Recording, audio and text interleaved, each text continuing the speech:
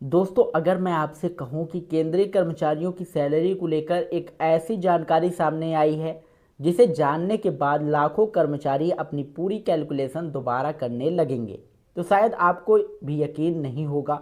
लेकिन आज की इस वीडियो में हम किसी अफवाह की नहीं बल्कि पूरी संभावित गणना, डीए, फिटमेंट फैक्टर और नई सैलरी और एरियर की बात करेंगे। इसलिए वीडियो को आखिरी तक जरूर देखिएगा, किसी भी पार्ट को मिस मत करिएगा। तो नमस्कार दोस्तों, स्वागत है आपका सभी का जो है विद्याधाम चैनल में। और केंद्रीय कर्मचारियों, पेंशनर्स और सरकारी योजनाओं से जुड़ी हर छोटी बड़ी अपडेट पाने के लिए सबसे पहले जो है आप जो है विद्याधाम चैनल को सब्सक्राइब जरूर कर लीजिएगा, क्योंकि हम ऐसी महत्वपूर्ण अपडेट्स आप लोगों के लिए हमेशा लाते रहते हैं। अब बात करते हैं उस खबर की जिसका इंतज़ार लाखों कर्मचारी काफ़ी समय से कर रहे हैं। पिछले कई दिनों से लगातार चर्चा चल रही है कि नए वेतन आयोग को लागू होने में कितना समय लग सकता है। जो जानकारी अलग अलग स्तर पर सामने आ रही है, उसके अनुसार पूरी प्रक्रिया को पूरा होने में लगभग 24 महीने तक का समय लग सकता है। इसका मतलब यह है कि दिसंबर 2027 तक कर्मचारियों को मौजूदा वेतन संरचना के अनुसार ही सैलरी मिलती रहेगी और इस दौरान डीए में होने वाली बढ़ोतरी भी पहले की तरह मिलती रहेगी। अब इसे आसान भाषा में समझते हैं। मान लीजिए इस समय डीए 60% के आसपास है। जुलाई में अगर 3% की बढ़ोतरी होती है तो डीए 63% हो जाएगा। इसके बाद जनवरी 2027 में फिर 3% की बढ़ोतरी होती है तो 66% हो जाएगा। 2027 में एक बार फिर 3% बढ़ने के बाद दिसंबर 2027 तक डीए लगभग 69% तक पहुंच सकता है। यानी दिसंबर 2027 की सैलरी 69% डीए के साथ मिलने की संभावना बनती है। अब सबसे पहले दिसंबर 2027 की संभावित सैलरी के हिसाब से देखते हैं। अगर किसी कर्मचारी की बेसिक पे 18,000 रुपये है, 69% डीए लगभग 12,420 रुपये होगा। इसके अलावा सबसे कम ट्रांसपोर्ट अलाउंस अगर जोड़ें तो लगभग 1,521 रुपये बनता है। यदि 10% एचआरए मान लें तो लगभग 1,800 रुपये जुड़ेगा। इस तरह कुल ग्रास सैलरी लगभग 33,741 रुपये के आसपास पहुंचती है। अब इसमें ज़रूरी कटौतियां भी होंगी, जैसे एनपीएस का योगदान, सीजीईजीआईएस की कटौती, और अगर किसी कर्मचारी ने पीएलआई करवाई है तो उसकी राशि भी कटेगी। उदाहरण के तौर पर यदि कुल कटौती लगभग 5,570 रुपये होती है तो कर्मचारी के हाथ में लगभग 28,171 रुपये की टेक होम सैलरी आएगी। यह सिर्फ उदाहरण, और जिन कर्मचारियों की बेसिक पे ज़्यादा है उनकी सैलरी उसी हिसाब से ज़्यादा होगी। अब आते हैं सबसे महत्वपूर्ण हिस्से पर कि नया वेतन आयोग लागू होने के बाद संभावित सैलरी कितनी हो सकती है।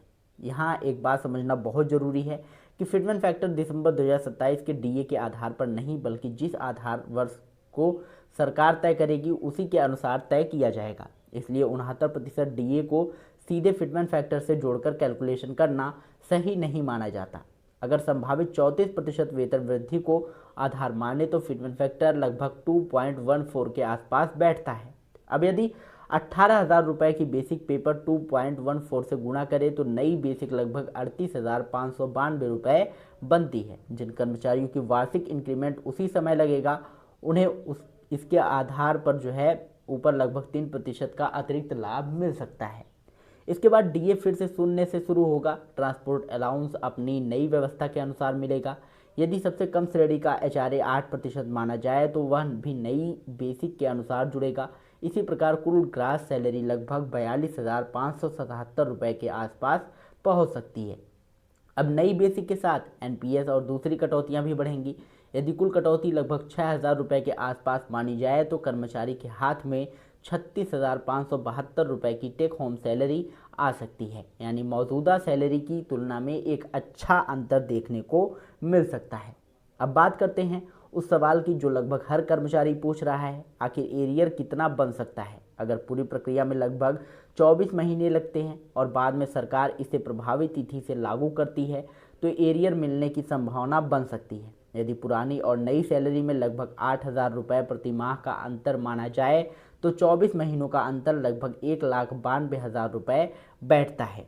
इसके बाद डीए और अन्य बढ़ोतरी को जोड़ने पर यह राशि 2 लाख रुपये या उससे भी अधिक हो सकती है। हालांकि अंतिम फैसला पूरी तरह सरकार की अधिसूचना और नियमों पर निर्भर करेगा। दोस्तों, इस वीडियो में बताई गई पूरी गणना संभावित आंकड़ों और उपलब्ध जानकारियों के आधार पर समझाने के लिए है।